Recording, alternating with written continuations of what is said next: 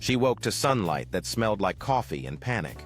Marissa had learned to measure the world in absences: a missing shoe, an unanswered call, a child's quiet where laughter should be.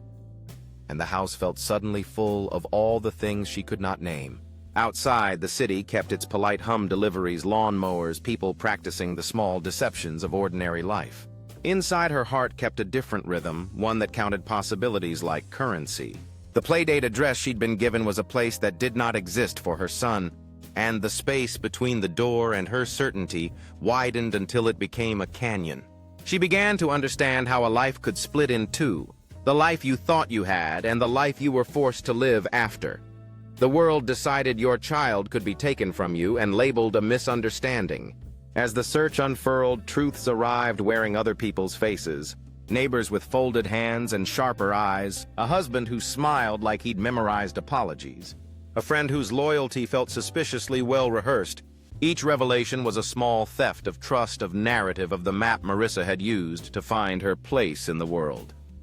Detective Alcaraz moved through the case like someone peeling an onion, aware that every layer he exposed would sting.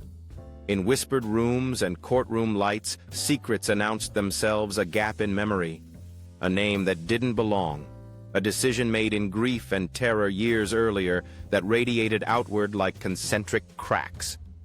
The search for the child became the search for the origin of a lie, and the lie, when found, was worse than the absence it had covered. In the end, justice did not arrive neat and ordained. It arrived as an ethical calculus that left everyone with less than whole. There was confession, and there was consequence, but there was also a private reckoning no law could fully bind.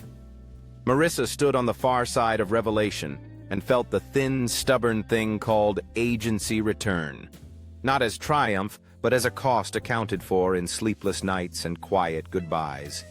She held her child and understood at last that protection sometimes meant choosing the unthinkable, that motherhood is a ledger of impossible trades.